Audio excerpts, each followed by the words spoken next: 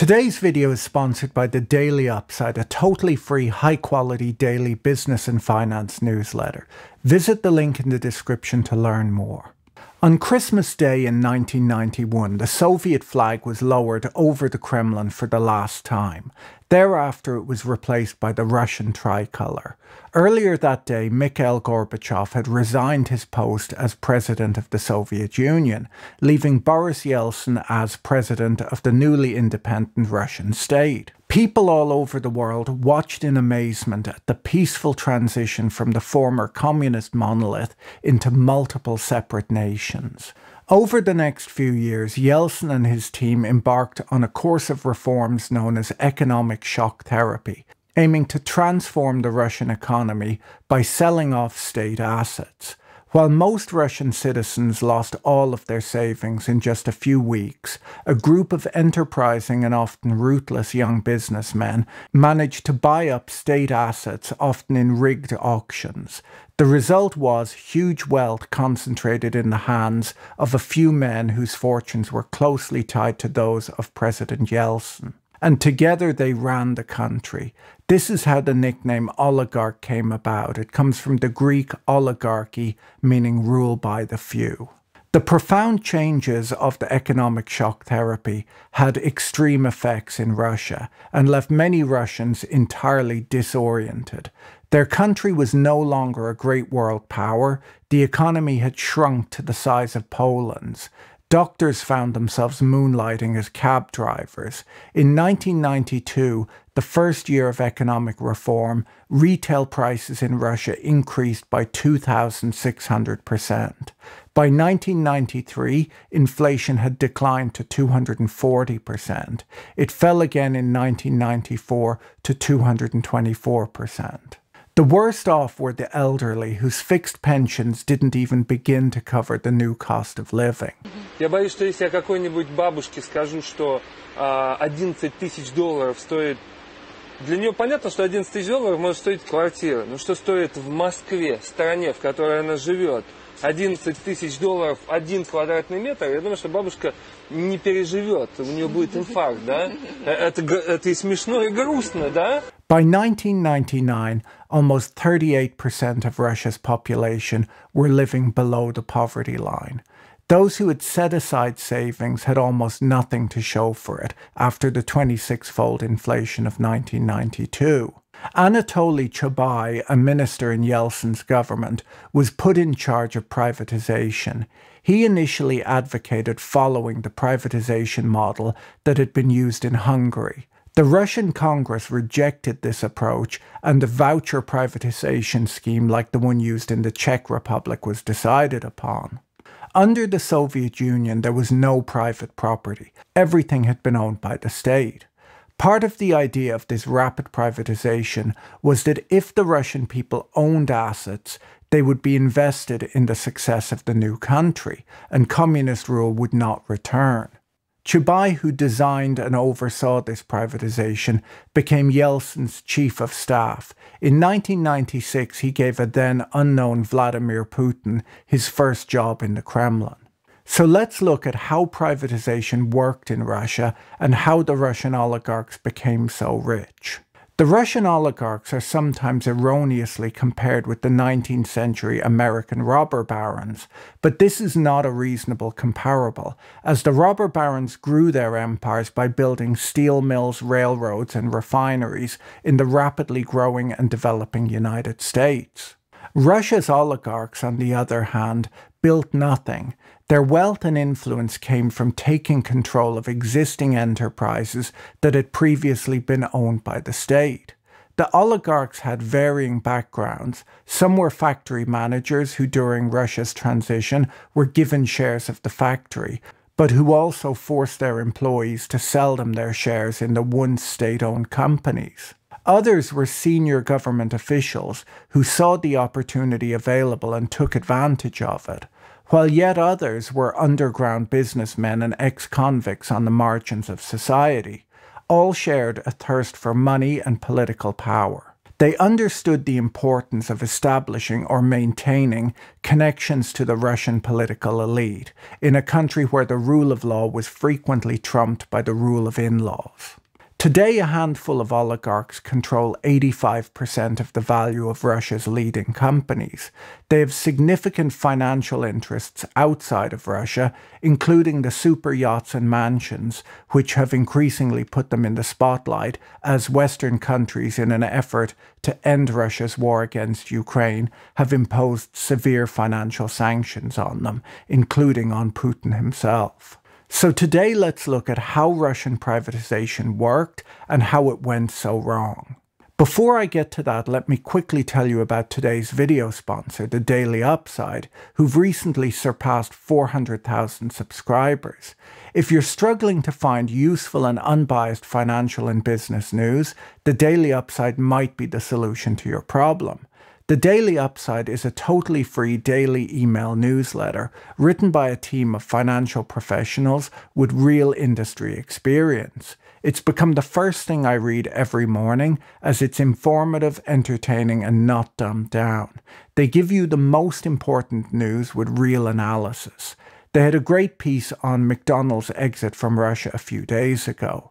Whether you're a financial professional or just looking for a great source of business news, The Daily Upside will help. It's totally free to sign up, and they send you one information-filled email every morning. I can't recommend it enough. Sign up using the link in the description below. Okay, so Anatoly Chabai and his team, who oversaw Russia's privatization after the fall of the Soviet Union, decided that in order to prevent the utter destruction of Russia's industrial infrastructure and a possible communist resurgence, they had to create widespread public support for their reforms. Thus, they decided the best approach would be to issue a share of stock or a voucher to every Russian citizen, and in that way transform not only the workers and management, but the public at large into stakeholders as well as stockholders in the country's industry. As direct owners and beneficiaries of a portion of Russia's now private enterprises, the public would hopefully resist efforts to renationalize what would now be their property. The idea was that privatization would not just create stakeholders, it would more importantly lead to the efficient running of the Russian economy. Resources would be allocated in a productive manner, and decisions would be made for economic rather than political reasons. Property owners and investors in Russia were expected to act like their counterparts in other market economies. They were expected to behave like Homo economicus and respond rationally to financial incentives. Another key assumption was that with the existence of property rights, both the Russian state and society in general would make sure that those rights were enforced.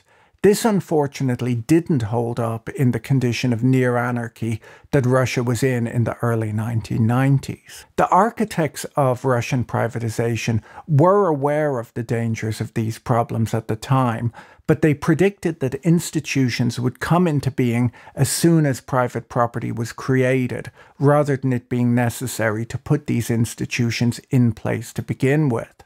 Now, there's no guarantee that a slower, more methodical approach to privatization, moving from stone to stone as was done in China, would have brought about a better outcome. But the sudden transition after 70 years of Soviet central planning meant that neither the Russian people nor the government institutions were prepared for the chaos that ensued.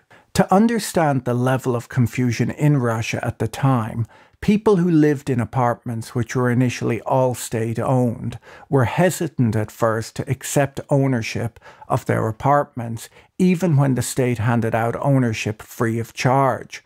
They were worried about taking on the responsibility of having to pay for the maintenance of common hallways and roofs, which up until then were the responsibility of the government. Factory managers and employees were often slow to take on ownership of the businesses they had worked for. They knew how inefficient the businesses were and equally how reliant they were on government contracts. The Soviet economy's focus on the production of military hardware meant that not many of these factories would be viable without government contracts and an ongoing arms race.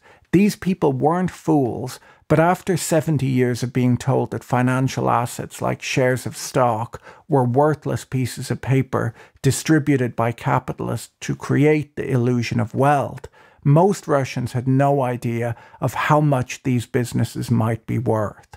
I should note that during Soviet times, except for the sale of food grown in your own garden, all private business activity was prohibited. If you broke these laws, you were charged with an economic crime, and depending on the scale of the crime, the punishment could be as severe as death. Now, despite these risks, there was still a black market during Soviet times. A particularly popular item to import and sell was blue jeans from America.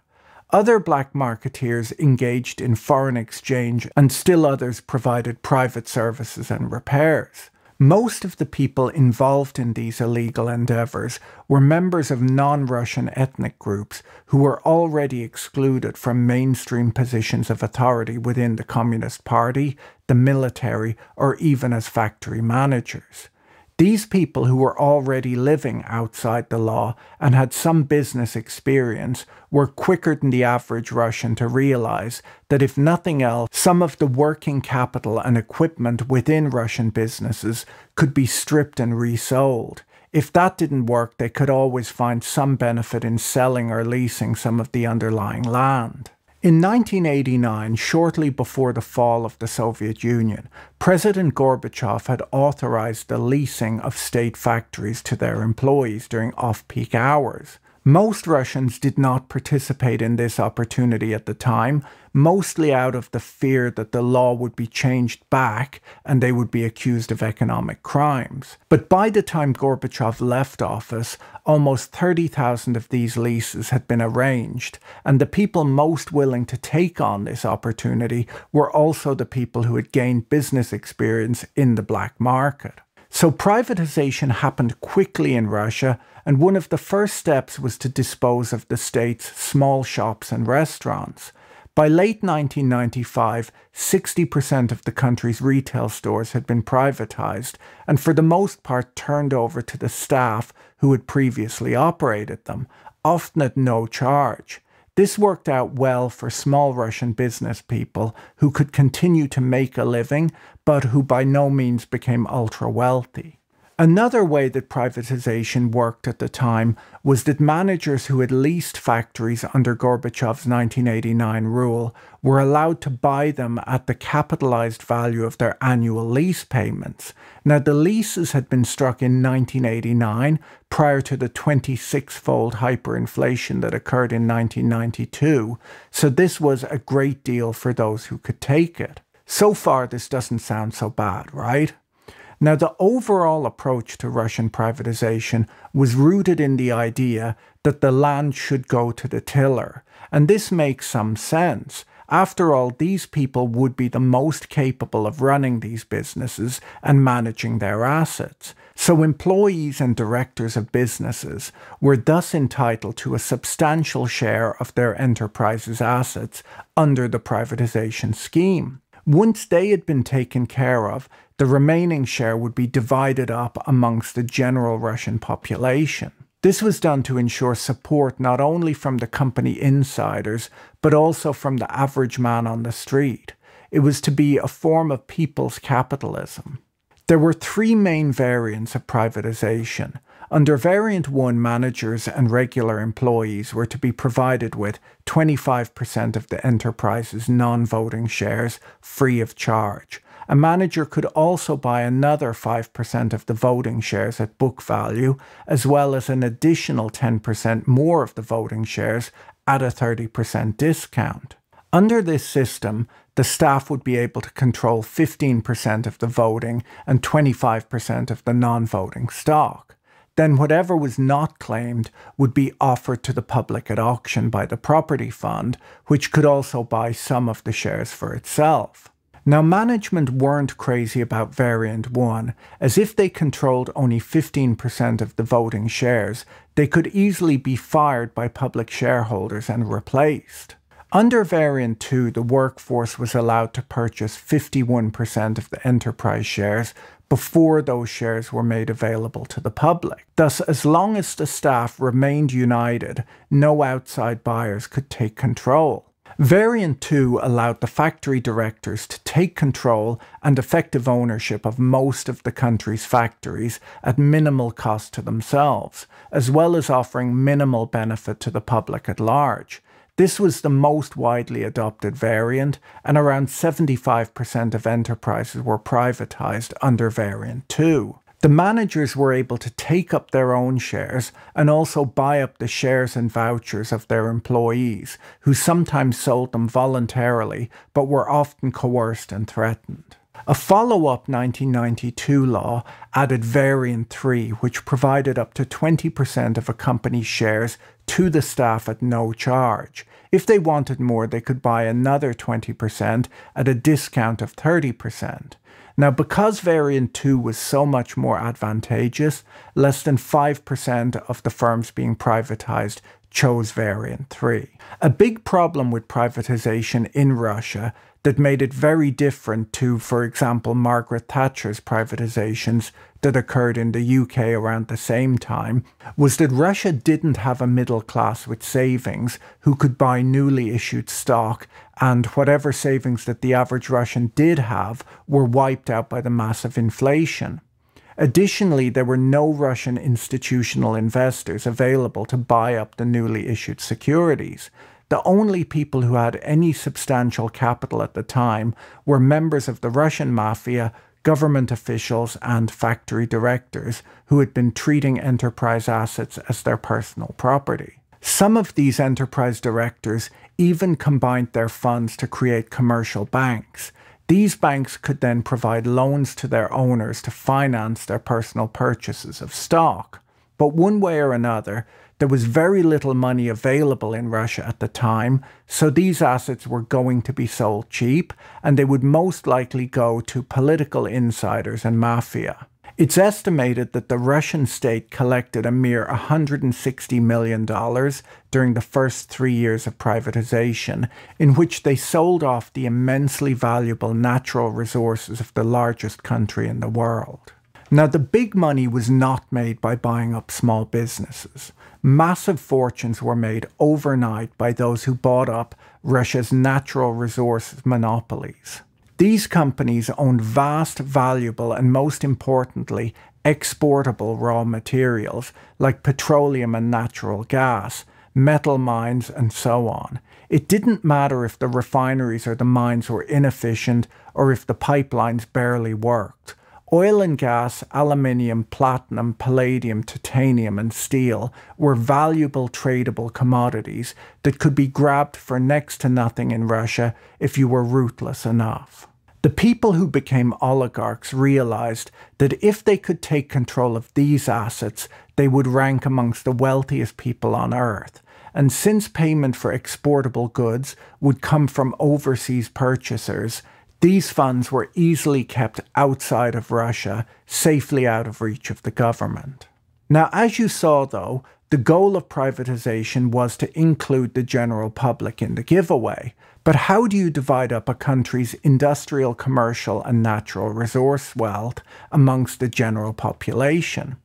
Well, what they did is they calculated the value of these assets and divided that up by the number of citizens in the country. They then issued each citizen with vouchers worth their proportionate share. The idea being that once the managers and workers had bought up their shares, the remaining ownership would be offered to the voucher holders in public auctions. Using very conservative estimates, they calculated that the face value of each voucher should be set at 10,000 rubles. Now, assigning this stated value to the vouchers turned out to be a big mistake.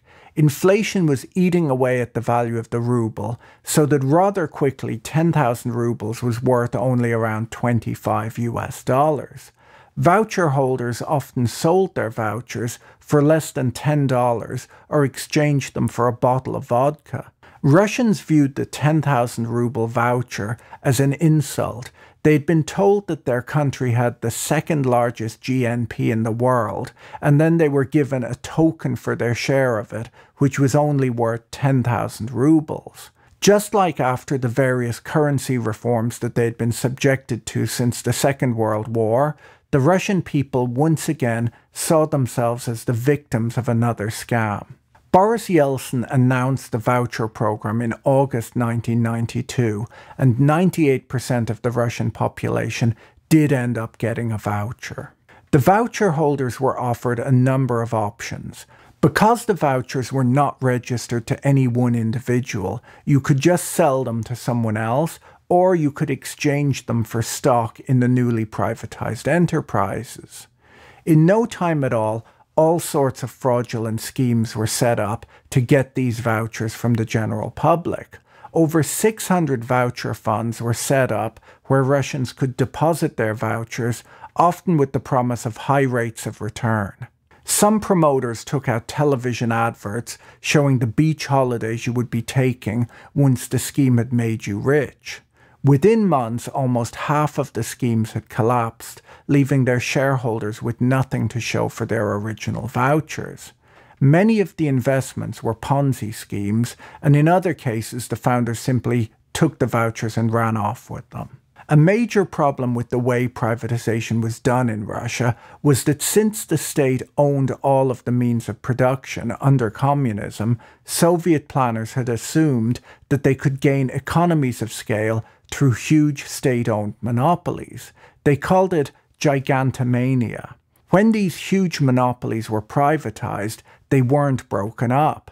This meant that there was no incentive for their new owners to run the businesses more efficiently than they had been before, as there was no competition.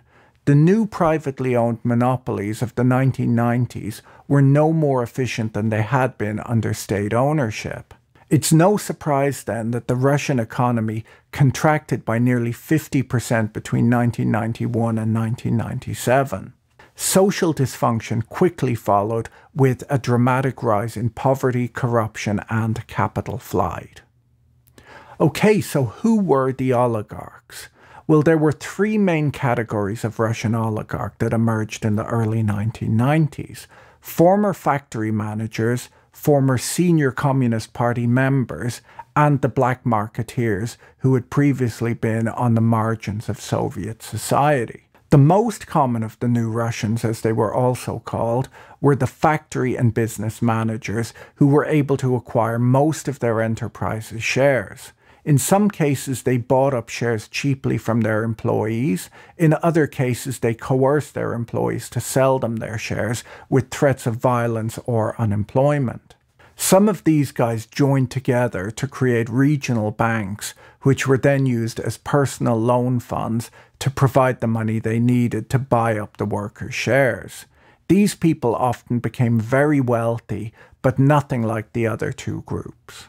Ты ему давал $10 000, и он с удовольствием их брал и подписывал эти бумажки, потому что он ни секунды не верил, что этот завод останется частным. Он считал, что все равно через несколько месяцев придут красные, да, и опять все заберут. Вы раскаиваетесь? Так все давали взятки. Если это называть преступлением, ну тогда да. Но ничего кроме этого, с точки зрения законности, конечно, мы не нарушаем. The second category of oligarchs were the former members of the communist elite. These officials arranged for the transformation of many state enterprises into non-state joint stock companies, and then appointed themselves as managing officers. On the surface, this may not seem very different from the factory directors we just discussed. The difference, however, is that these former party members were able to gain control of Russia's rich natural resource monopolies, even if, at least for a while, the state retained a significant equity ownership. These oligarchs worked out that the state could mostly be ignored or easily worked around. As a result, the executives of these newly and partially privatized companies often ended up amongst the country's richest oligarchs.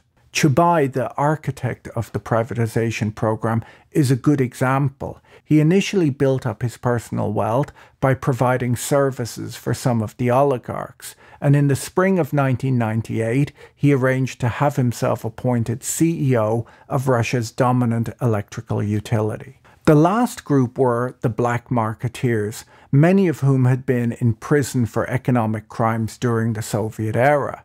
This group were cutthroat businessmen who had the necessary experience and the ruthlessness to operate in the chaotic economic and social conditions of Russia in the early 1990s. A typical first step amongst this group was to create a business cooperative, which was often just a cover for an earlier underground operation.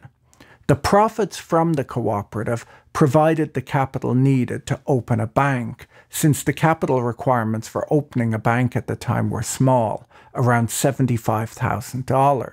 These banks then underwrote loans to their directors, financing the purchase of former state-owned enterprises that were being privatized.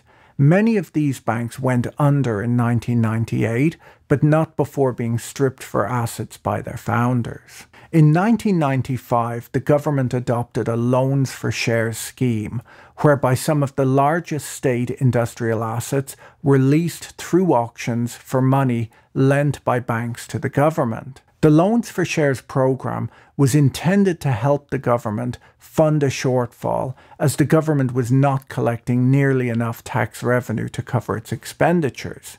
The government borrowed money from oligarch-owned banks, and as collateral for the loans, the government put up shares of stock in some of the valuable companies that it still controlled. The banks agreed that if the loans were not repaid, the government would still benefit because the banks would auction off the stock, and if the stock sold for more than the loan value, the excess would be returned to the government. That sounds pretty fair, right? Well, no one was surprised when in almost every case, the auctions turned out to be a total charade.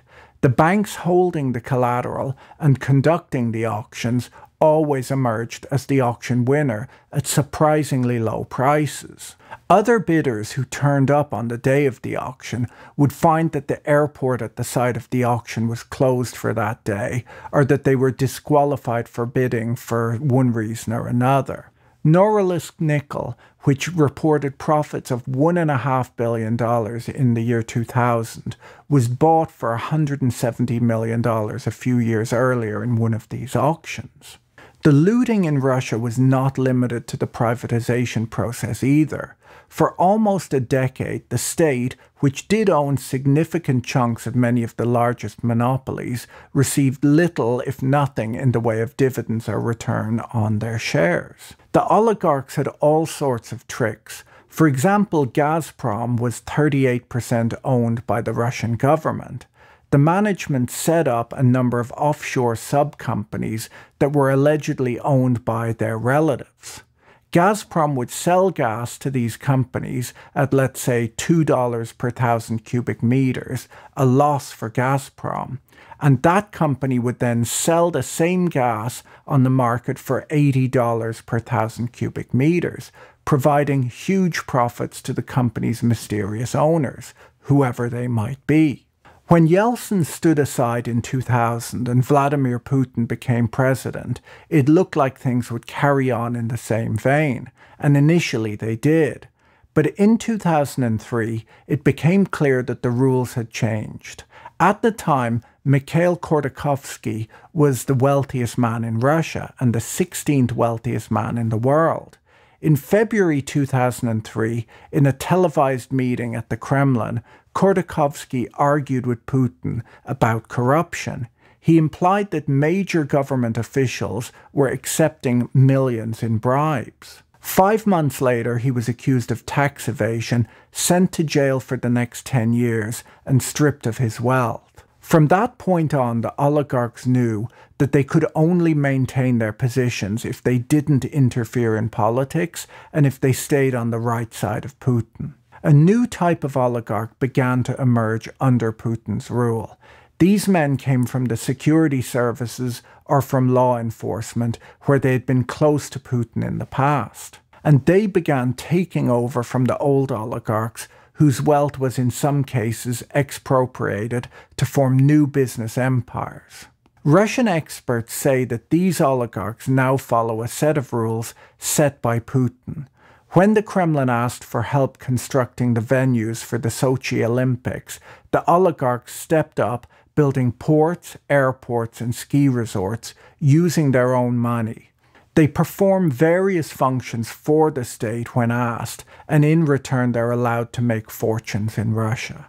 The 2014 Sochi Olympics was a turning point for the Russian oligarchs. No sooner was it over than Russia invaded Ukraine, annexing Crimea. Sanctions followed, falling on both Russia and the Russian oligarchs. The 2022 invasion of Ukraine meant even stricter sanctions, putting the oligarchs' wealth at further risk. Most visibly, we've seen yachts worth hundreds of millions of dollars being seized, property owned by the oligarchs outside Russia being frozen, and the Chelsea Football Club being put up for sale. The fortunes made in the intense corruption of the 1990s and in the crony capitalism of the Putin years does still exist on paper, but it's becoming increasingly difficult for the oligarchs to access. While business people often became very wealthy in other transition countries, the emergence of a business oligarchy was unique to Russia. The business elites in other transition economies were not able to or allowed to seize as much control of industrial ministries, factories, or natural resources as they were in Russia. Quite distinct from elsewhere, startup businesses were actively discouraged in Russia, meaning that the newly privatized state enterprises encountered very little competition from new businesses, and they had no need to improve, innovate, or modernize. They were just cash cows to be milked. A survey of the richest 100 Polish businessmen after the fall of communism revealed that, unlike in Russia, most of the wealthy Poles built their fortunes from new startups. Similarly, with the economic reforms in China, non-government startup companies became the main driver of economic growth. Had China been as restrictive of competition as Russia, their economy would likely be where Russia's is today. Another reason that Russia's economic reforms performed so poorly compared to Poland's may be down to the fact that Poland is relatively poor in natural resources, while Russia is incredibly rich. Other than coal mines, Poland had much less to steal or much less rent to seek. With all of its natural gas, oil and metals, there was a lot available to steal in Russia. Certainly there were other factors, but with all of that wealth suddenly set aside for the taking, there were a small number of perceptive Russians who saw what was happening and decided that they had better take their share and become rent seekers before someone else less deserving decided to do the same thing. Don't forget to check out our sponsor, The Daily Upside, by clicking on the link in the video description. It's a great newsletter that I can firmly recommend. If you haven't watched it yet, here's a link to my video on what happens to sanctioned oligarchs' assets. See you guys later. Bye.